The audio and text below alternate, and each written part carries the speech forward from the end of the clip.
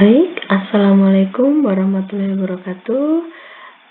Rekan-rekan mahasiswa semuanya, saya berharap kalian dan termasuk Bu Hayu senantiasa dilindungi oleh Allah, diberikan kesehatan, keberkahan, sehingga bisa belajar dengan lancar.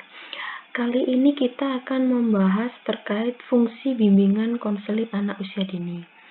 Jadi, keberadaan bimbingan konseling ini akan dirasakan manfaatnya jika berfungsi gitu loh. Jadi di sini nanti ada beberapa fungsi yang akan kita pelajari sehingga kita tahu, oh ternyata ini loh gunanya bimbingan dan konseling. Oke, kita lanjut ya.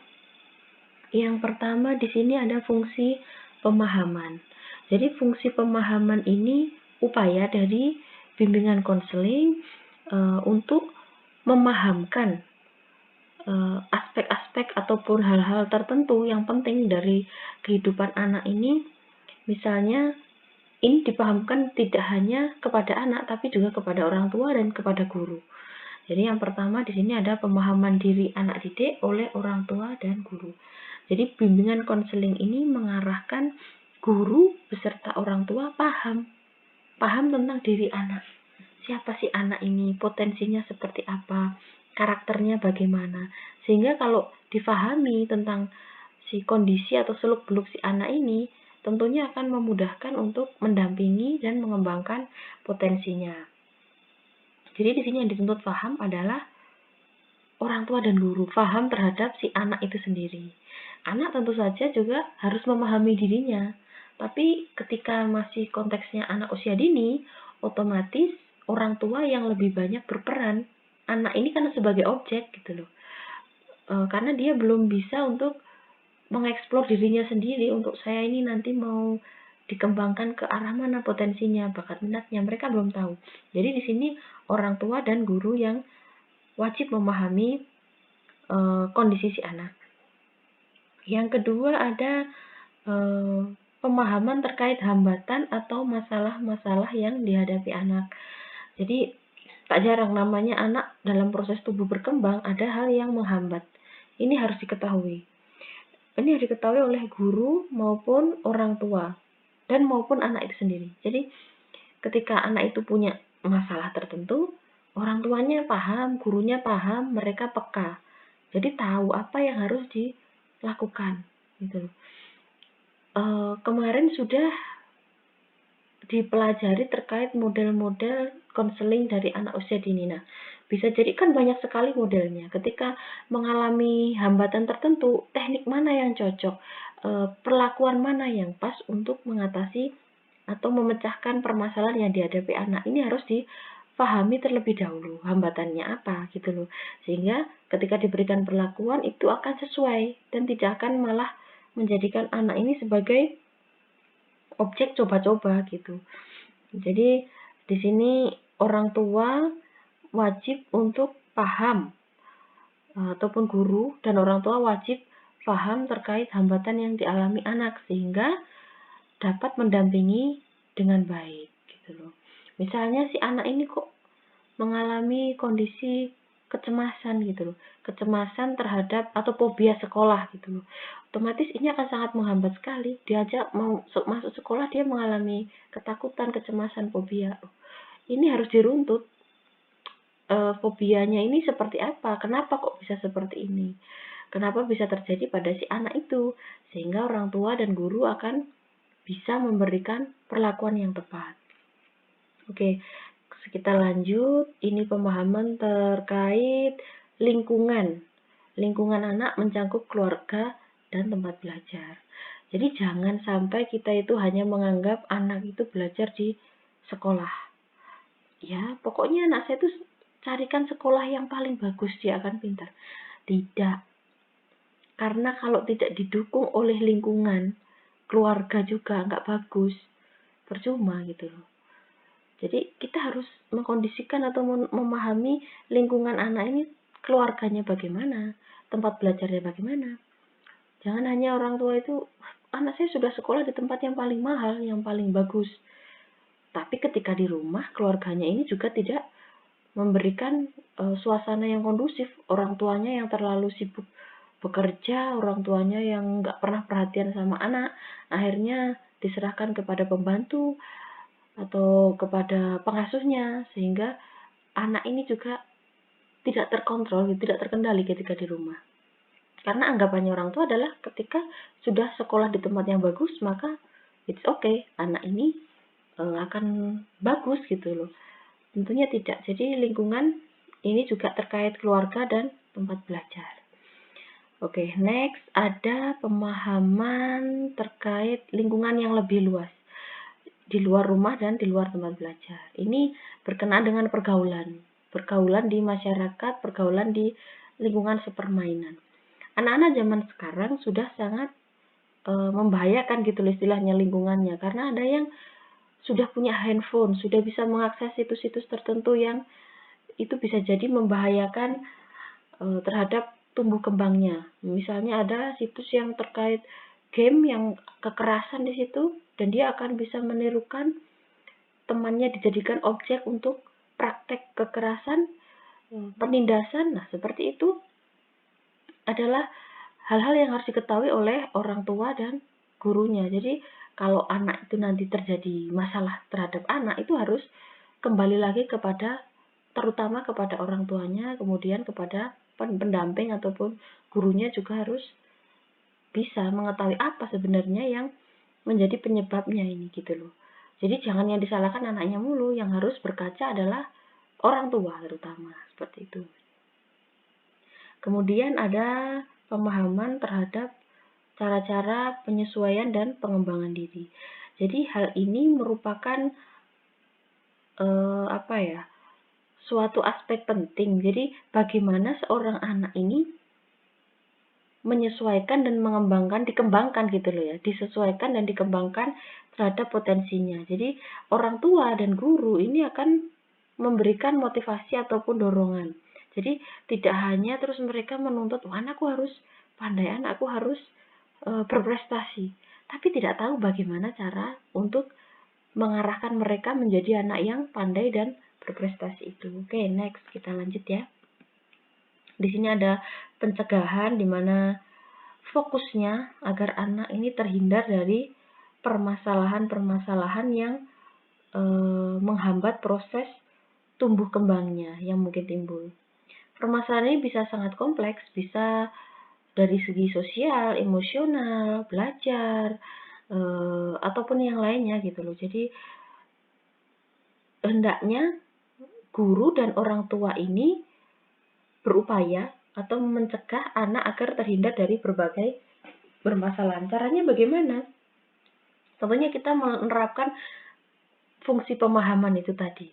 Kalau kita sudah memahami kondisi anak, kemudian lingkungannya, nah otomatis kita dapat mengontrol atau mengendalikan agar si anak tidak mengalami hambatan tertentu. Misalnya kita sudah tahu anak ini senang bermain handphone, kemudian dia dia suka mengakses game-game yang sifatnya itu penindasan, kekerasan. Nah, bagaimana caranya? Tentunya kita juga mencegah agar si anak itu tidak istilahnya mempraktekkan itu, ya otomatis kita memberikan pengetahuan. Itu hal yang tidak baik, itu hal yang dapat merugikan, itu hal yang membahayakan misalnya begitu. Tapi tidak semudah itu tentunya. Pasti kalau Bu Ayu mengatakan memberikan pemahaman dan sebagainya, tapi ketika prakteknya itu akan lebih sulit untuk komunikasi dengan anak. Ini perlu keterampilan, kesabaran, dan juga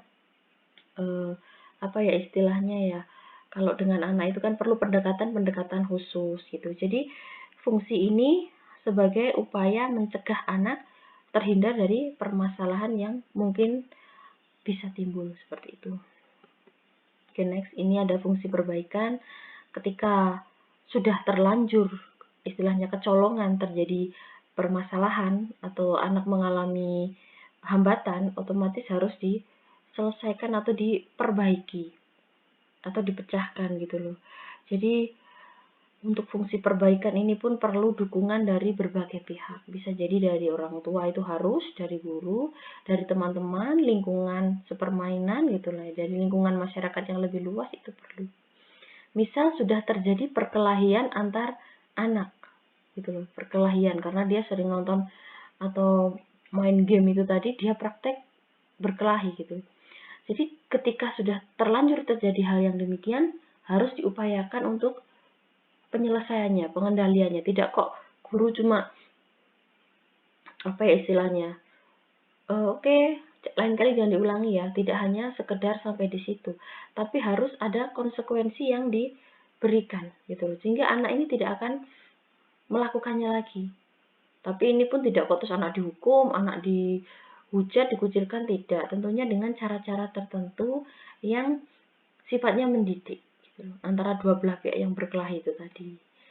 Nah, jadi ditunjukkan hal ini sangat berbahaya, hal ini tidak memberikan manfaat.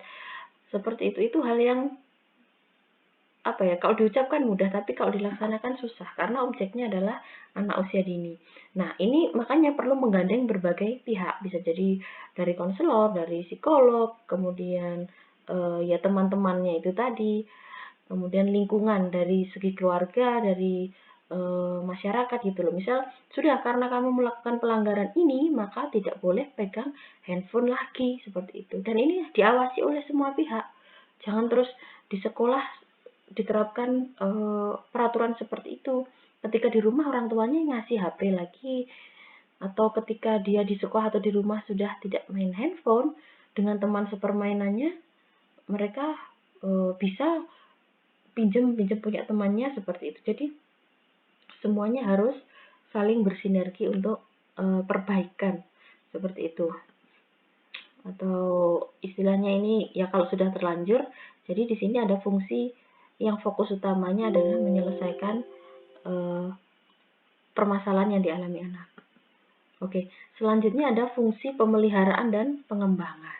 Jadi kalau anak ini sudah tidak ada masalah, sudah masalah dipecahkan, otomatis dia harus dipelihara, istilahnya dijaga. Dijaga agar tidak terulang lagi apa yang dia lakukan itu.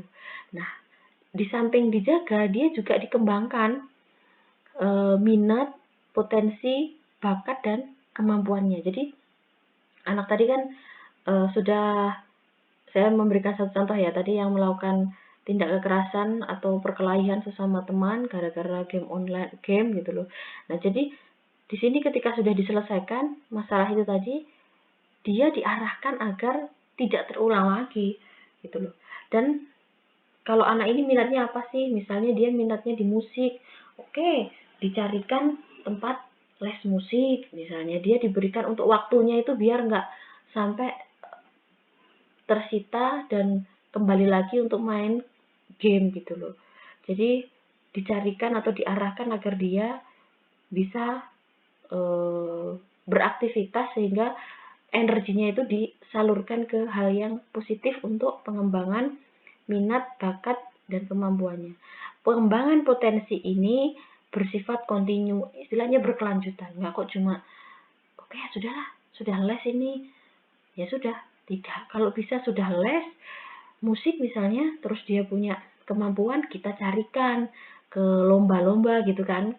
Kan nggak mungkin anak itu akan mencari sendiri untuk lomba. Saya mau ikut lomba inilah, lomba musik, lomba nyanyi misalnya. Kan nggak mungkin. Pasti orang tua atau guru yang akan memfasilitasi, mencarikan event-event di mana anaknya bisa berpartisipasi seperti itu.